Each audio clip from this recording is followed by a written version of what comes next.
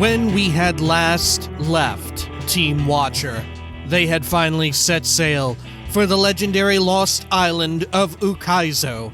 Through Audra's mortar, they went through the Ophicia Channel. There did they encounter weird and ferocious metal dragon beasts spewing wild shit out of the water, attacking, only to find it also to be attacked by another living dragon, the same dragon that they had freed from the bowels of Nekataka. And also, of course, did they encounter the ferocious and super duper pissed off Royal Deadfire Company, who stopped at little else to put an end to Team Watcher's advances toward the island. Thankfully, their allies in the Principes and Petrina stepped in just within the nick of time to quickly obliterate the enemies, and it was, well, not even obliterate them, but have a big super battle with them. Violence had erupted across the seas, already turbulent with the storms of Audra's mortar. Now, they had finally found what they did seek. Now, Team Watcher had finally set foot on the shores of Ukaizo. This is Pillars of Eternity 2. Deadfire. Welcome back. Woo! It's not that scary, but it is pretty intense, right? You know, this is like the end of our Indiana Jones sort of adventure, if that's what you're going for. All right, so we've got a couple of big fuckers over there somewhere. Who knows where they have gone, but we shall proceed carefully. Also, what I noticed, we have lost our rest buffs. Look at that. They're no longer with us for whatever reason. Very strange. I don't know why that is. Because we definitely did have everyone rest up at, what do you call it area? At Constantine's. Okay. Fortunately, we do have plenty of food if we need to rest, right? Let's see. This pile of debris hums with ancient power. Is it going to, like, animate? It looks like it was something. Right? Maybe even something that we would fight? I don't know. Maybe these are like failed creations of something? Alright, F it. Let's have at these Ngwithan Sentinels. Whoa. Look. Okay. How many souls do you think are in each one of these Sentinels, I wonder? Okay, Adair, break your stealth here. Actually, try and get up a little bit closer. There we go, break stealth there. Wonderful. Okay, good. Now, let's thwack him. Wow, he can actually, he has pretty good odds at knocking them down. Alright, let's shoot this one. There we are. And let's have Tekehu lay down a little bit of chill fog. Are they even vulnerable to it? They have a fair amount of fortitude, that's gotta be said. Holy shit. Okay, yeah, maybe not. Maybe we'll try some blizzard here. Yeah, that seems alright. Well, we could also lay down a heal preemptively. Let's lay down a Moonwell. Right, get some defenses up. Alright, let's have Seraphim break stealth, roll up in there. Good. Look at that, Adair fucking knocked that fool. Holy shit. Okay, let's have Maya lay a mark down. Good. Send Ishi over as well. Ishi can break stealth. Oh shit, it knocked Adair around just as well. Okay. Oh shit, now Ishi is tanking that big one right there. There we go. Wow, knocking them is super duper easy. Holy hell. That's wild. Okay, let's see. Let's have Seraphim. What could we do here? We could... Let's actually pull out a watery double as Tekehu. There we are. Let's have Adair knock the other one now. See that beauty of it? Cool. Let's just have Adair keep running back and forth and knocking them both. Let's see. Seraphim, you power yourself up there. Good. And we could even do some of this, stun them as well. I think that's a good move. Okay. Let's fire into this one here on the right. Let's do a finishing shot even. Why not? It's just the two of them. Feels so easy now after the mega bosses, right? Good God. They were something else, huh? I wonder how tough the final boss will be. I have to imagine it won't be super tough, right? Because you have to plan for the fact that people may have lost partners, right? Companions. Okay. Let's do a wounding shot. Well, no, let's do a wounding shot in this other one here. Because that one's probably about dead. Good. Let us lay down a Moon's Light heal over time. There we go. Good. Get that out there. Poor Ishii actually just tanking the entire metal monstrosity. There we go. Let's have Adair knock it again. Great. Man, the chance that Adair can knock this thing is so fucking high. It's ridiculous. There we go. Why the fuck not? Alright, should we turn on Windmill Slash? We're fine. We'll keep the speed up, huh? We'll try and do a stun here. As Seraphim. Activate this. Let's do this. Good. Power ourselves up again, just as well. Do some more finishing shots. Whoops. Delay that order of moving. Good, good, good. Okay, let's also lay down a frozen pillar right on top of it. Why not? Oh, I'm a frog in a figurehead. Future. Me too. Good. You see that, Ishii? Alright. And let's try and knock it one more time. Why not? There we are. Good lord. Whew. A lot more terrifying than they appear. Gosh, the death animations on them are fucking legit, huh? What? I trust you. Let's see. Did we already read about them? Did we just get a... what do you call it for them? A bestiary entry? I guess we must have read about them, right? Because weren't they at Pokokahara as well? Or am I thinking of different ones? Let's see, what would they be? Vessels? Automots? They're not Automots, are they? No. Constructs? No. Oh, and Ngwithin creations. Yeah, we fought... Okay, yeah, Ngwithin Sentinels and Titans. Alright. Does it say how many souls it took for each one? A core of glowing Audra rests in the Titan's chest.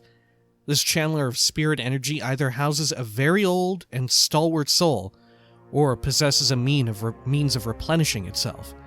Animancers have used this example to bring animats to a semblance of life and awareness, but their results lack the consistency and capability of Ngwithin craft. Oh my god. What if their core, their Audra core, is like a miniaturized version of the wheel? And it literally is the means of replenishing itself, right? It's a soul that's stuck in there, cycling through life and death. Something I can do. Huh. That would be... Oh my god. 2 Audrabon right here on the fucking spot? Oh my goodness. Alright, Yeah. Holy shit, we should get some upgrades, huh? Let's see. I don't even know if we have anything that only requires Audrabon at the moment, though. Let's see. Weapons should be our first and foremost things that we would like to upgrade here. Okay, well, you know what? The weapon situation is A-okay. Let's see, how about the armor? Superb. Let's see, legendary. Oh, fuck, we need sapphire. Fucking A, dude. Legendary. Superb. Sapphire again, fucking A. And that's already legendary. Shit, shit, shit. Alright, well, not much you can do. Something I can do. Alright, let's head on over here. I guess if we really wanted, we could, like, make some of those wild-ass potions. Oh, hey. Yo, look at this pervert over here. Look at this little freaky dude hanging off the side. I see you. Hey, I can see you over there. Come on, I got, like, what, 22 perception? I can see this man. Somehow. Hey. Maybe I can hear him. Quickly and Of quiet. course. Let's see, are you about to, like, jump up and scare me? Well, blah, blah, blah, blah, blah. Yo, what the fuck? Who is this freak? Are there other ones? I don't know. Okay. A faint echo of soul energy blinks up at you from the depths of the wreckage. Okay. Huh. So they spawn out as we encroach the fog of war upon them, right? As we move away. Anything else of interest around here? Nah. Oh shit. Hey, the harbor is very small. This was the only thing here. Okay, yeah, someone actually wrote in saying that, remember the metal dragon or whatever that we fought? It could potentially have appeared here and along with these two, right? Pretty neat. Okay, cool. What's up ahead? My eyes are peeled. Oh, shit. Remember, we were talking about this, and we were surprised that there weren't more dungeons that made use of this. Remember when we were on the Undead Island? Holy shit. Okay. It doesn't look all too dissimilar to Nekataka, does it? Though maybe that's just the art style. Okay. Only one place we can go, the Grand Promenade. Look at that. You can see massive, like, spires of glowing Audra as well on the map. Oh, so cool. And what is this? Are we going to clear this off or something? Will this change? Can we, like, somehow evacuate the mist? Fog? Storm cloud? I don't know. Smoke monster? Alright. 31 minutes. Zoop. Alright. Let's see what we get. I'd be, like I said, I'd be down for a twist, but I don't think it's necessary. So far, no signs of Aethys, huh? Alright. Jeez, look at this. Do you think it's stormy enough here, or what? Don't be thinking at it too hard, Cap. You'd be right hungry for an ill wind. What? This head? What are you talking about, Seraphim? This big head? Erosion has softened the bronze features, giving the proud statue a brooding air. Ooh. Oh, look. Passage down that seems blocked. Descending into the city would be suicide while the relentless storm rages on. Man, I'm getting some pretty major Castlevania vibes right now. With the, like, huge storm. We're on top of, like, a big stone, like, I don't know, precipice or balcony. What would you even call this? Walkway? On a castle? I don't know. Feel like Bloody Tears is about to start kicking in. Oh shit. A furious storm obscures the sprawling city below, but you can make out the shape of distant spires reaching up from the flooded ruins. Spirit winds tug on your soul with insistence, like a stern hand trying to pull a cloak from your back. You recall the last time you encountered a Beawick. It feels a lifetime ago. No way, this thing makes Beawicks? This is a Beawick? Huh. Turn to your companion. So, here we are. Oh shit, are we gonna do a speech or what? Alright, let's do it. So, here we are. You look to those who accompanied you this far, who risked everything to face the confrontations ahead. How are you feeling about all this, Adair? Adair's gaze wanders among glinting archways and half-collapsed spires, his mouth agape. Yeah, a long way for a farm boy to come, huh? Gilded Vale got its name from the way the wheat fields used to look in the sun. But this place really is gilded. Oh yeah, of course. Also, that said, it's a long way for, I guess, all of us to come by comparison to what this place fucking is, huh? Might as well be a different world. Miss the simple life? Much prettier than Sun and Shadow. In a way, it was, before it ended. Well, let's ask him, do you miss the simple life? Well, hard to miss what you can barely remember. All I know is, my life took a turn when this world came stomping into mine. These great people got a funny way of passing on. They disappear from the world, but leave their problems behind for the rest of us to deal with. Yeah, I hear that. At least Aethys seems to be trying to correct that. Their problems are Kith problems.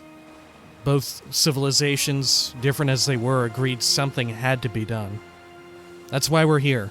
We're going to face this. Whatever comes, we're going to see people through. Let's go with that. I guess maybe that's one good thing that's come out of this. Well, at least for me. I got something to do with my life that doesn't involve hauling or shoveling. I even got a friend or two out of it. He smirks. Whole world's about to face the biggest test it ever saw. What Aethys is doing, It's gonna change everything. We may not survive. Kith, I mean. I mean, that would be wild. Maybe that's a potential, like, fail state? I don't know. Because although the odds of there being a Pillars 3 are slim, there were originally plans to have one, right? So we can't be in a state where, like, everyone is wiped the fuck out. Right? No, I broke a wheel once too. First thing I thought of when we learned what Aethys was doing. Huh. My mom had this spinning wheel, and she loved it. Adair bites his lower lip, his guilt still evident. Well, I was playing with it in the way a young child might when his parents are out, and that wheel came right off. It wouldn't go back into place, so I pushed it harder, and pretty soon I'd broken off a spoke. Broke off 3 more trying to fix that. Anyway, I got whipped pretty good for it. That wheel was never the same, even after my dad fixed it. Adair runs a pair of fingers back and forth across a beard in need of a trim. I used to think of the gods as being like parents to all of us. And now I know better. They're children, playing while their folks are gone. I like that. Adair looks to Aethys in the distance and sighs. Very cool, right? Just a very good way of highlighting Adair's character arc up to this point, right? Okay. Maya, any thoughts? So, here we stand on Lost Ukaizo. Maya shoves her hands into her pockets, sighing. She glances around, wearing an unreadable expression. Is that all you have to say? You expected more? Is that all you have to say? Considering that all the powers of the Deadfire have scrambled to converge on this spot, you can forgive me for expecting more. My parents gave me an earful about the horizon-spanning beaches and towers reaching beyond the stars. Oh, right, and it's kind of just like in fucking shambles. Maya snorts, shaking her head. All I can see is good folk tussling over a wasteland. Damn. So same as it ever was, huh? Shit. Alright, continue. Time to confront Aethys, hopefully for the last time. You know what you're doing? If we can restore order to the Deadfire, this is the place to do it. No matter what happens, I want my soul back. Anything else is secondary. Jeez. It's so wild to have, as well, that be your character's current, priority after all that's happened. It's humbling just to stand here. Look at what we've accomplished. Let's just get this over with. Yeah, look at what we accomplished getting here, getting this far. No time to waste then. I'm about as ready to confront a god as I'll ever be. Maya smiles, but there's a lining of unease about it. We're doing good work here. Setting foot on Ukaizo is a statement that no one can ignore. You should be proud. Captain, She furrows her brow, searching for the right words. I don't know what's gonna happen to us, but I want you to know that I'm not scared, and I'm glad you're here with me. She grabs hold of your hand and squeezes hard. Aww. We can get through this, Maya. I know we can, Captain. We're good like that. Go give the green boy a piece of your mind. Maya folds her arms and looks out on the city. She reaches down and pets Ishiza when he nuzzles her leg, but says nothing more. Not quite as interesting as Adair's little story, right? Seraphim, you look troubled. Hands on his hips and expression grim, Seraphim shakes his head. You know, I would have loved to have heard what Pallegina would have to say about this. Oh, man. I look back, and I ain't but half sure how we got ourselves here, Cap. What do you mean? On a boat. We were all 3 sheets sodden, I think. What the fuck does that even mean? What do you mean? It'd be right good to have you on our side. Hope you know, we be full behind you. And not the normal piratical full behind you, where we sail away the moment your back be turned neither. Whatever happens, I'm glad you're here. You ready for what comes next? I'm going to do my best to get us all through this. Let's go. We have a god to find. Yeah, I'm going to do my best to get us all through this. I know, Cap. Here's hoping it'd be enough. Man. Yo, how fucking wild would it be if like the setup for this is that like all the companions you bring with you here die, guaranteed, and only the Watcher survives. Holy shit. No, they wouldn't do that. Oh, I don't know. Part of me is expecting this to build up toward a tragedy, right? I don't know. Onwards then, Cap. To the bitter end and beyond. Like, I went into this expecting bad shit to go down, I guess. You know? If we're to assume that maybe Pillars was originally planned to be a trilogy, this would be the dark middle chapter, huh? With a twitch of his ears, the Orlan turns away. Here we are, Tekehu. How does it feel? Now, if anything, I do feel like Tekehu being here is going to be pretty interesting, right? I am thinking that Aothus has come this far, and he will not wait on you before he finishes what he started. Tekehu regards you with a raised brow and a cautious smile. If he shatters what is sat in the heart of Ukaizo, this action will ripple beyond the Deadfire, beyond life as we know it. Right, but I'm still not even sure if that's necessarily a bad thing, right? I mean, certainly the other gods, their retaliatory actions are 100% bad because they're willing to kill every single godlike on the planet to have one last go at Aothus, right? But I don't know if Aothus breaking the wheel itself is necessarily bad. And I feel like that's going to be like our big final decision, isn't it? Us having some sort of input there. Huh. Alright, continue. The Hawana could use a change, an upset, something that gets them working together. History has shown that we thrive in adversity. He turns to face his surroundings, struggling to take in everything at once. The land of my mothers, as real as anything that rises up from the bed of the sea. Also, smaller than I expected. He lets out an exhausted laugh. This should be as interesting as the last time I confronted a god-possessed Audra Colossus. Shrugging, Tekehu gestures ahead. You get around, but I know you haven't done this before. Captain, I am my mother's son. I have seen things you would not believe. He folds his arms and winks. What say? Shall we find him, Captain? Tekehu nods, his brow furrowed. What does that even mean? Has he really? Tekehu gestures to the path ahead, his lips twitching in a hesitant smile. I think we're as ready as we can be. Let's go.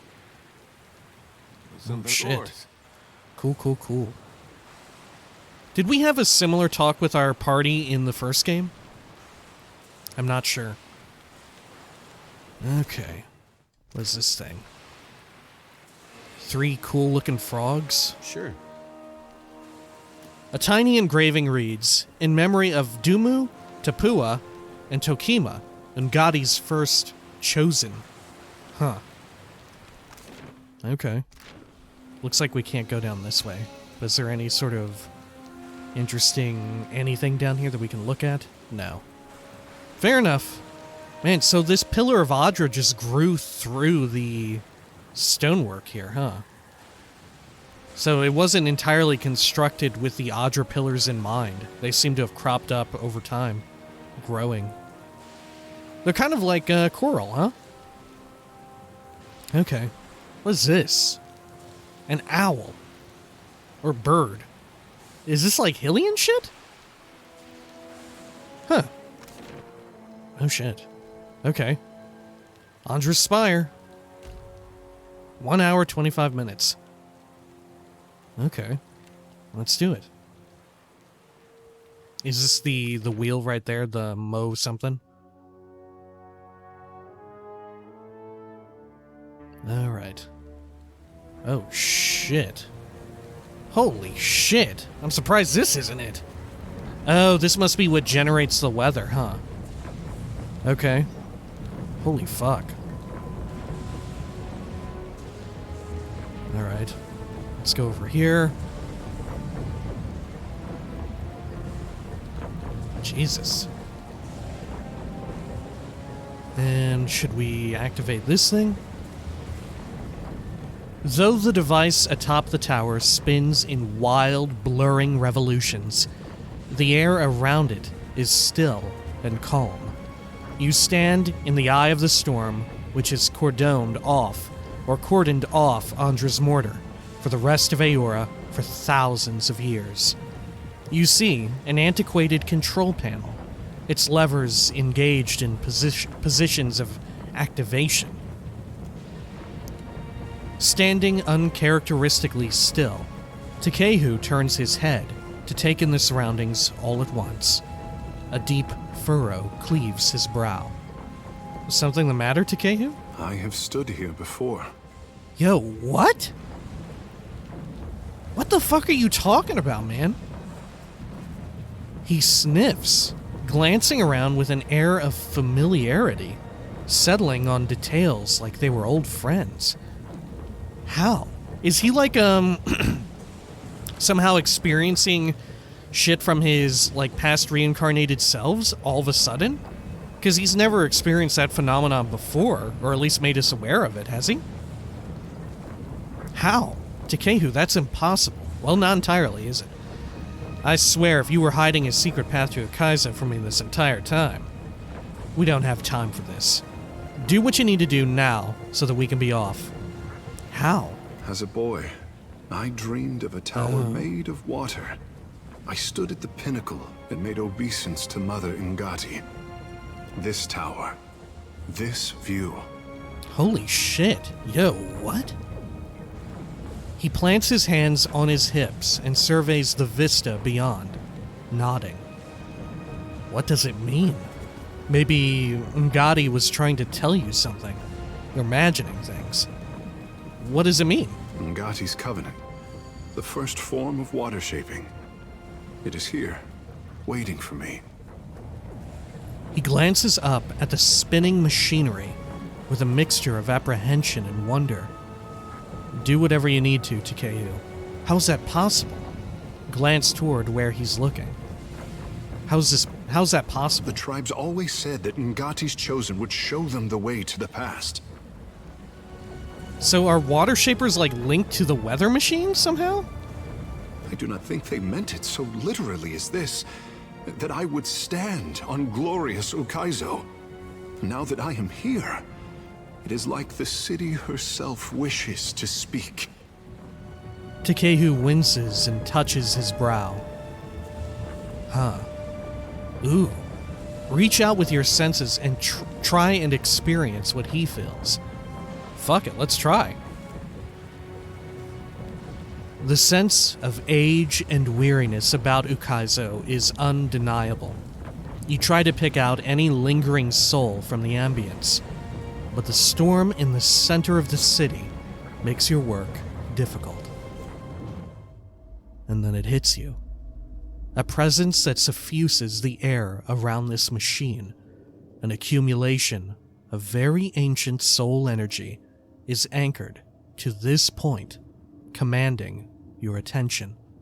Dumu the eldest, Tapua the wise, and Tokima the recaller. Those frogs. Step forward and be recognized. A feminine voice echoes from across millennia. You are the stewards of my covenant. For so long as your people guard the Isles, the Audra, and themselves, then a measure of my power is theirs to command. Oh, so yeah, Ngati's chosen. Yeah, the first three water shapers, I guess. Her words grow indistinct, and you find yourself pushed away from the moment. Your focus slips, depositing you back in the present with a wave of nausea. These were not the memories of someone dead, but someone very powerful who intentionally bound a fragment of themselves to the spot, and she did not wish for just anyone to listen. You were right, Tekehu, the Covenant is here. So beautiful. but look what they have done with you. He reaches a shaking hand up to the storm, curling his fingers in as if to grasp at something. He covers his heart with one hand and lowers his head, muttering a slow and fervent prayer. From the broiling madness of the storm, a single drop of water lands on Tekehu's brow, running down his cheek like a tear. Tekehu wipes his eyes dry with his thumb. He pauses to stare down at his hand, as if seeing it for the first time. Are you all right? Oh. I remember. Yo, what the fuck? He clenches his hands into fists. The storm surges around you as the winds pick up speed. Tekehu's head snaps back and his eyes squeeze shut in agony, ecstasy, or both. He rouses at last, shaking a few droplets of moisture from his hair. I am the tremor that inspires the tidal wave, the pebble that calls the avalanche. Mother, your son has found his birthright where you left it! Oh my god, what? Tekehu raises his fists to the sky and lets out an uproarious laugh. Eventually, he shifts his focus over to you. My people never doubted that Ngati's chosen would find our ancient gift. Takara, I did not share their confidence until now. I am ready, Watcher. Let us finish what we started. He nods to you, resolved and wearing a fierce grin. Yo, what? I am the tremor that inspires the tidal wave, the pebble that calls the avalanche. So was it like some of the first water shapers are just a really powerful water shaper that caused like the wild-ass cataclysm that we've heard so much about that like swept away so much shit in the Deadfire and potentially destroyed parts of Ukaizo and all of that? They were like the tremor that inspires the tidal wave. Is that it? Huh. Alright, continue. Ooh. A deep percussion shakes the tower by its roots. Somewhere in the obscurity of the storm, Aethys rears back his fist to deliver a mighty blow. The control panel has weathered the millennia better than the rest of the city. A layer of dust covers its elegant glass tubes and engraved copper levers, which appear both intact and fully functional. Deactivate the machine. Or should we leave and look around? Huh. Hang on. Let's take a quick peek around. Make sure there's nothing that I missed before we turn it off. Alright, yeah, seems good. Let's do a quick save just in case. Alright, deactivate it. You grip the largest of the levers and bring it up to its starting position. The vibration of machinery gradually slows, and turbulent winds grow calm. Holy shit.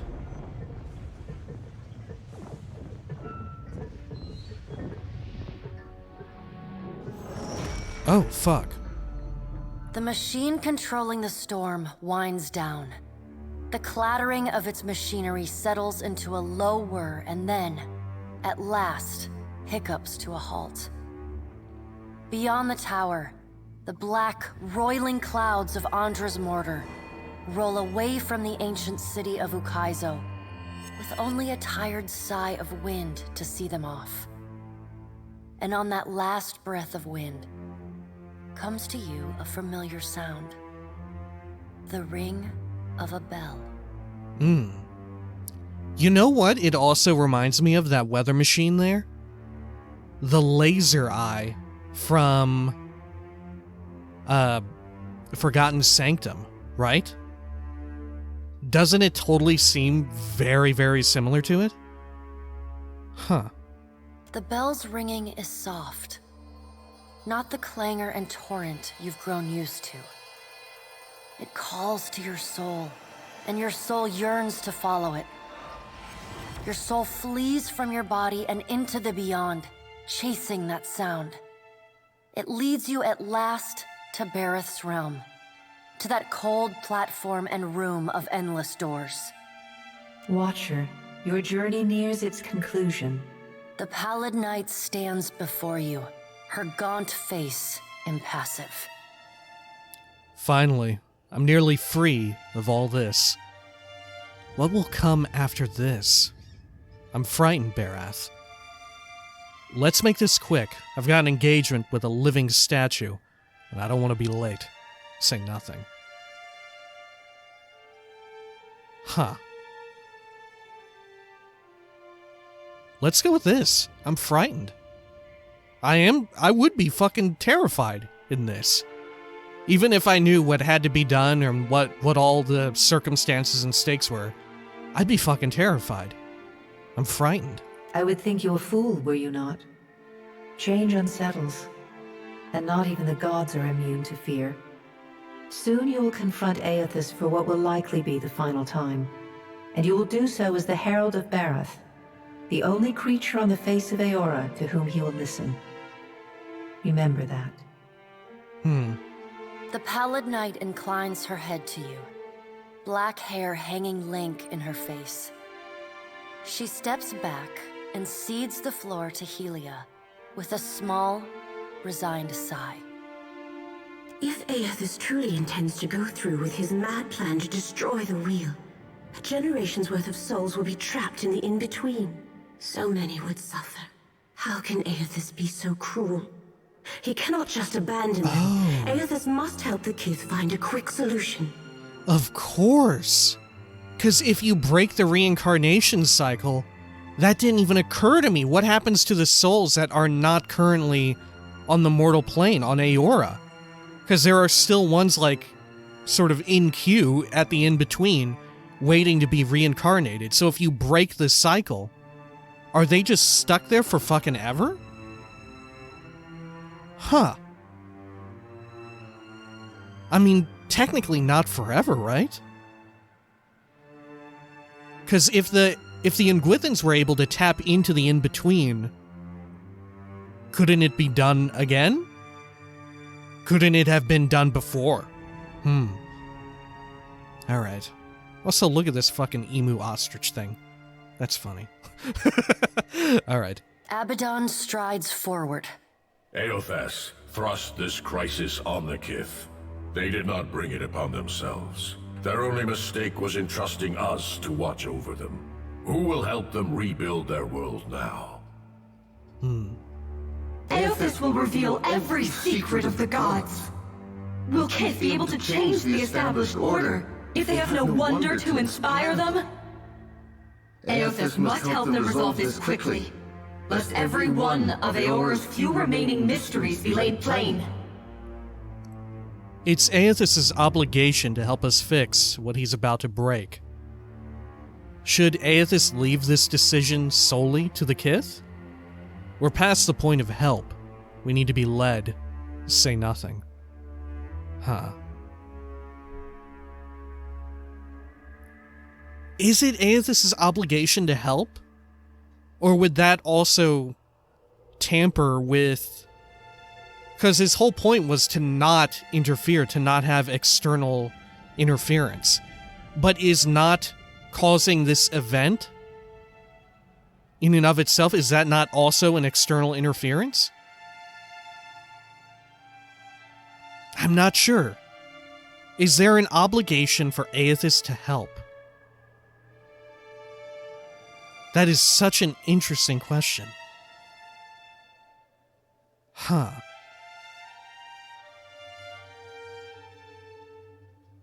Let's hear what Wall has to say. Should Aethys leave this decision solely to Kith? Because we're not committing here, are we? Yeah, even if this advances stuff. We're not, like, committing to a decision here.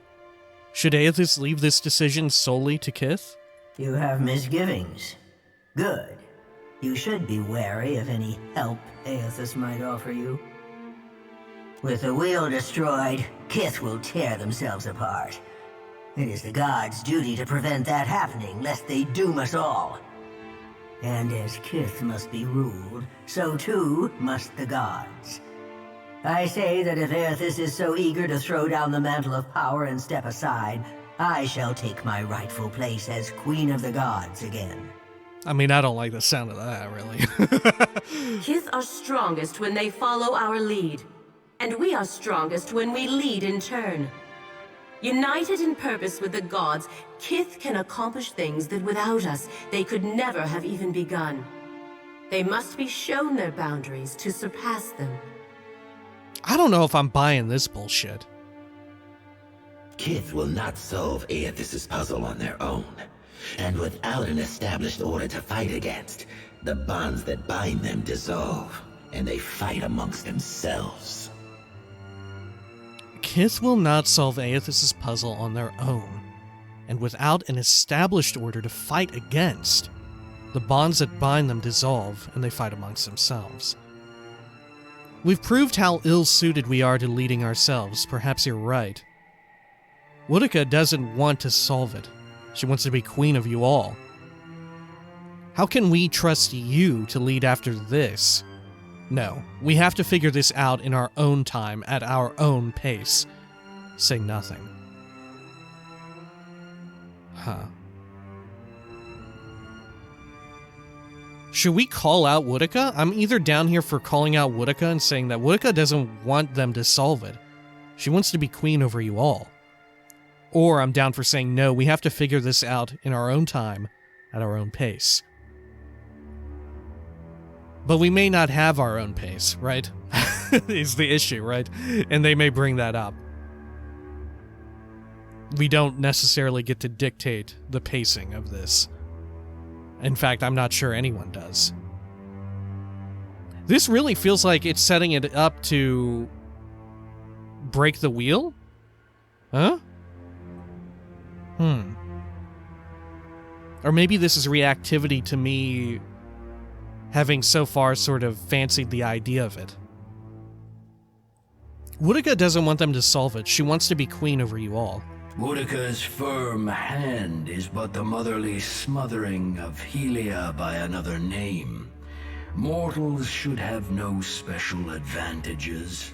Only once Kith have striven to improve themselves through trial will they truly know their measure.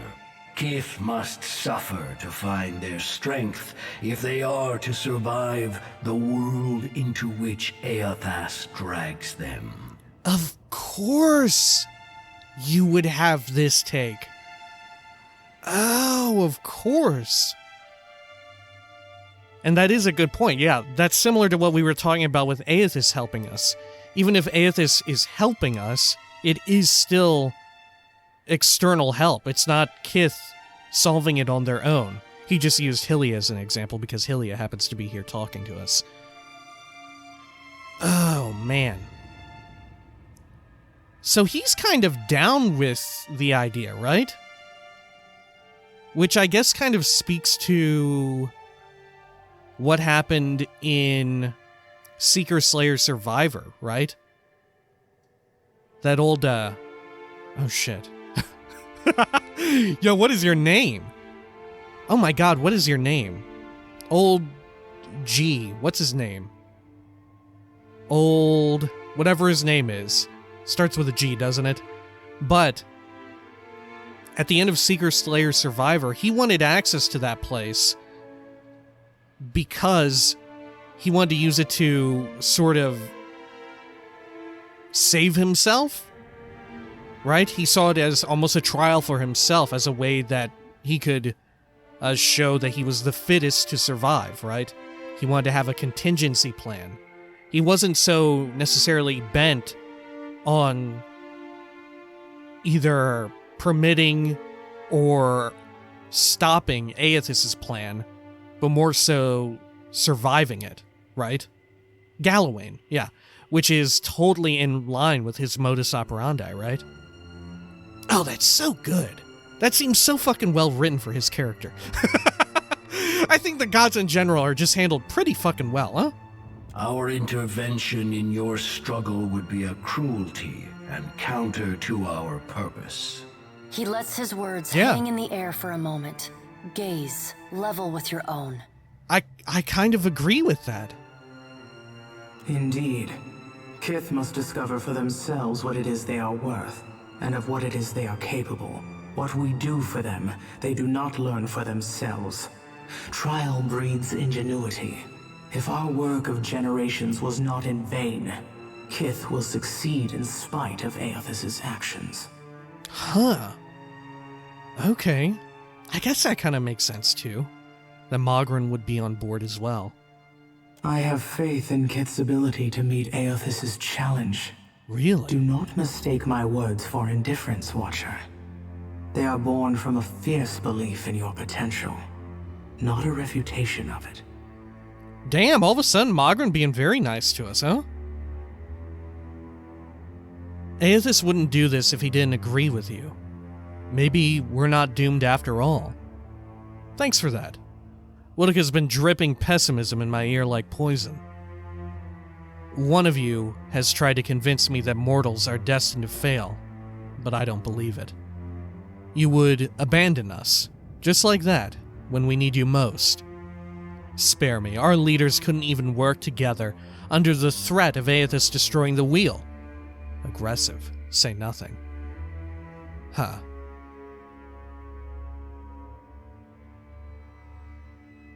Let's go with this. Thanks for that. Woodika's been dripping pessimism in my ear like poison. Mogren is blinded by her affection for mortals.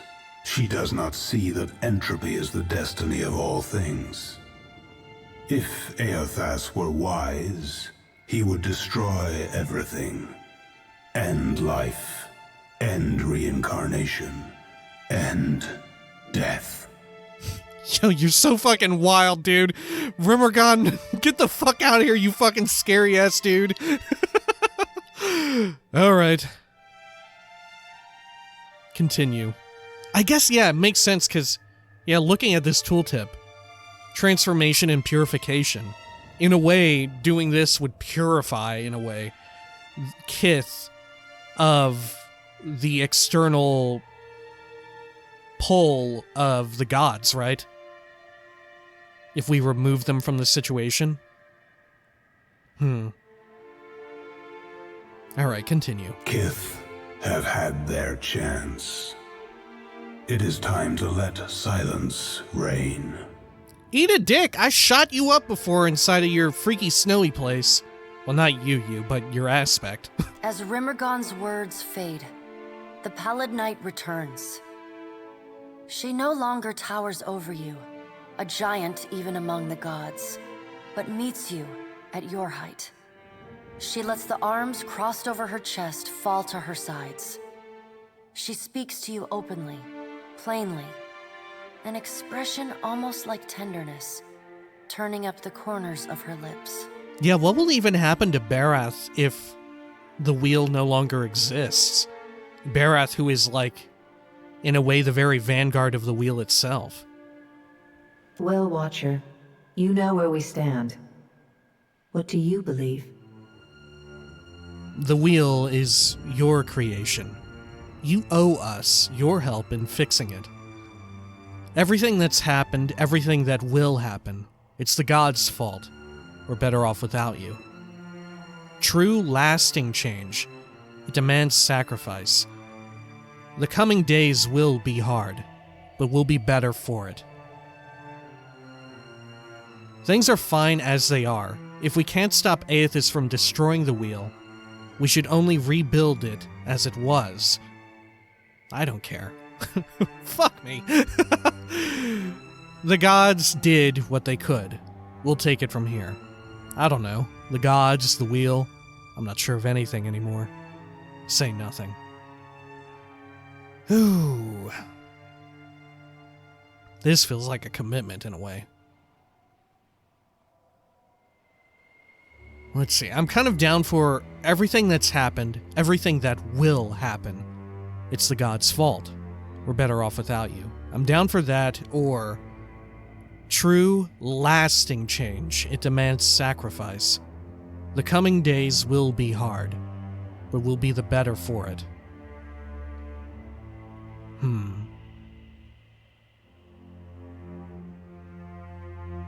I don't know.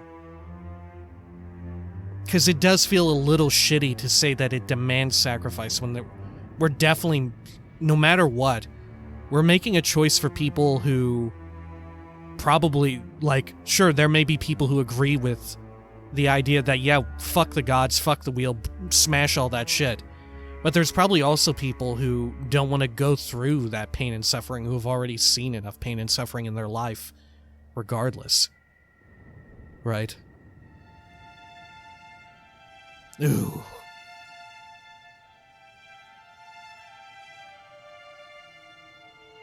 Let's say this. We're better off without you. Yeah. Everything that's happened, everything that will happen, it's the gods' fault. We're better off without you. The gods were once kith. Thousands of kith from long ago, but kith still. If we are diseased at our core, as you imply, then so too are you. Yeah. Yeah, but we'll work through it. And we won't, like, rule over... Well... In a way we do, just in a lesser way, you know, with your standard fare of rulers rather than godlike rulers. Well, not godlike, but, you know, literally godlike. Now the time has come for us to part, Watcher. Though maybe that's too optimistic, right? Maybe I'm being too naive in thinking that. I'm not sure.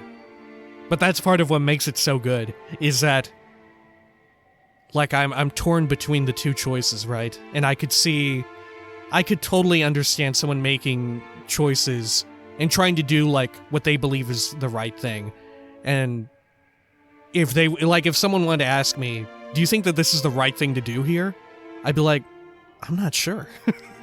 I don't know. That's why I said at the beginning when she asked me, I said that I was frightened. It's terrifying. It's a terrifying proposition if you put yourself in this situation, for real. I laid upon you a difficult duty, and you have discharged it well. You will be free of it in time, but not now. You have work to do yet. If anything, I'll be sad to see Barath go. Definitely the coolest of them. Well, I don't know. They're all pretty cool. I don't know. I guess I got a soft spot for Barath. I did pick her pick them in Pillars 1. You are no stranger to hard choices.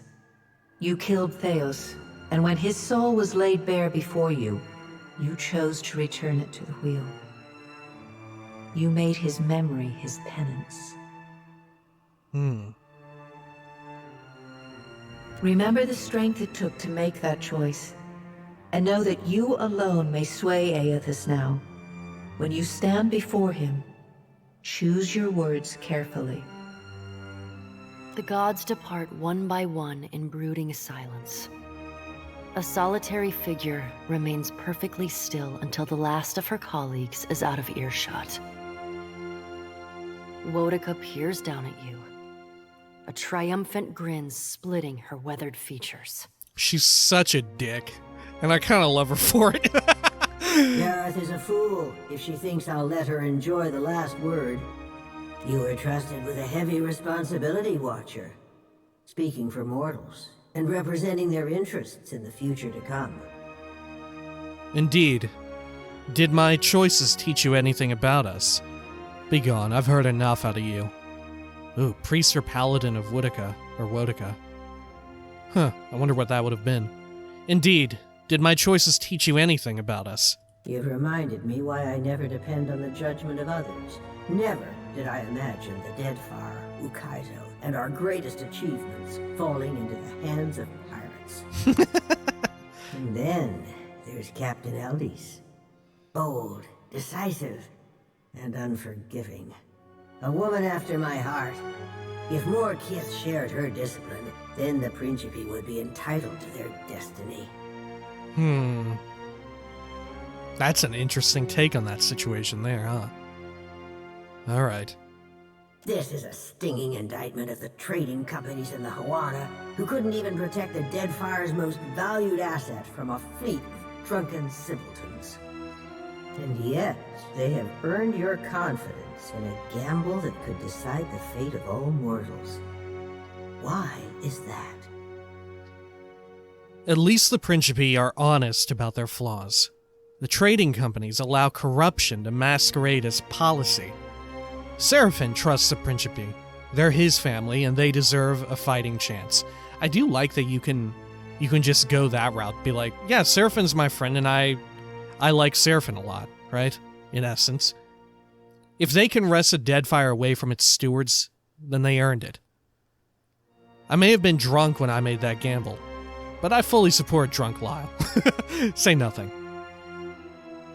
I mean, honestly, I think at the heart of my decision was this. Literally the first one here, right? Because they're all flawed in some way, right?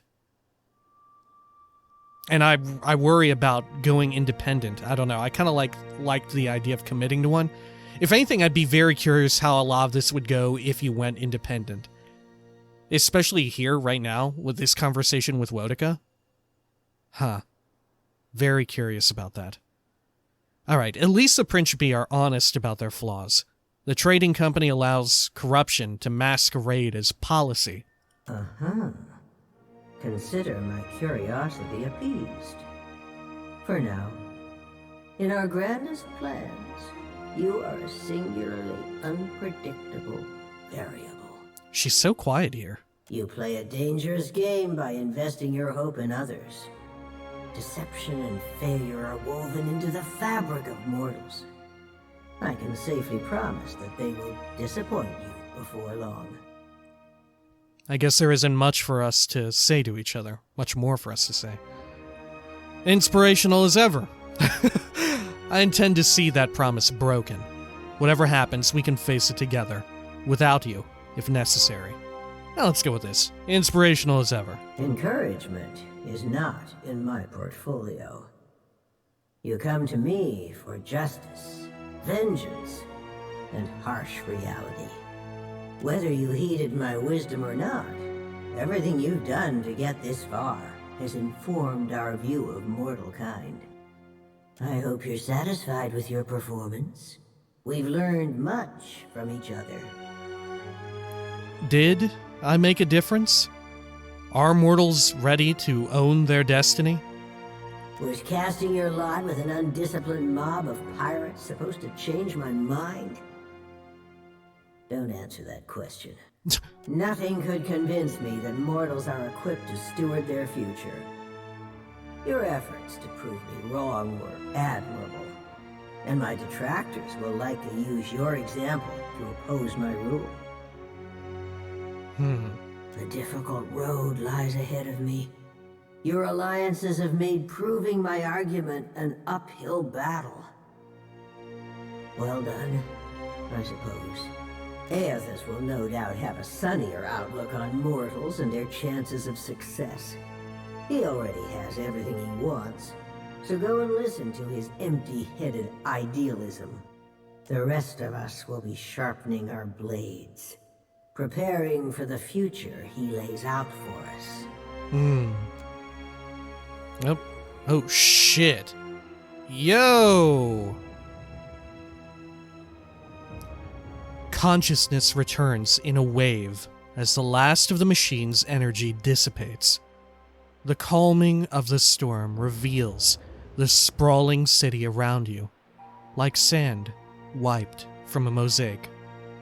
You see the distant outline of Aethys, raising his fist in triumph and purpose. You keep falling asleep on me, I'm gonna have to start walking behind you with a pillow. Oh, by the way, the storm's gone. Also, I think Aethys has ended the world. Adair takes a long draw from his pipe and nods as he stares at the Colossus in the distance. Do not touch the machine again, I say. The delicate fish can only take so much. Oh, yeah, I guess it must have had some sort of influence on his power.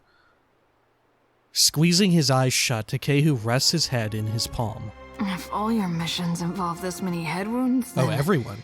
I volunteer to set the next one out. Maya rubs the back of her head and winces. Ishiza lets out a pained squawk. In here with me thinking we were right and proper dead this time. We ain't dead, right? Seraphin sits cross-legged, cradling his head between his hands, like a hungover seaman. His tufted ears droop. Peering over the edge of the tower, you make out a distant shape amid the ruins below. An iron-studded warship has dropped anchor in the shallows, its cannons angled to the shore. The ship is nearly cracked in half, but the standard of the Royal Deadfire Company persists in flapping with the breeze. The empty deck tells that the surviving crew have long since boarded a skiff and rowed to shore, which means you're no longer alone on Ukaizo. If ever there was a place for a final standoff, it's Ukaizo. Maybe they came to negotiate. Sigh and draw your weapon. Now let's go with this. If ever there was a place for a final standoff, it's Ukaizo. Holy shit. Wow, look at that! What's he even doing down there? Man, it's pretty tough, huh? I guess that's a good point. Yeah, they explicitly told us that they made it to withstand millennia of punishment, right? And even, like, maintain itself. So it'll take a bit for him to, like, blast through it, right? Alright, holy shit. We're nearing the end here. Alright, when next we come back, I guess we're going to have to contend a bit with maybe Hazanu Ikaru will be down there? Some of the Royal Deadfire Company, and probably that wretched, terrible beast that we heard so much about. And maybe Aethys himself? I have no idea, and maybe who knows what else. Maybe something completely unforeseen. Who can say? Ooh, very exciting. Oh, goodness. All right, until next time, please take care of each other.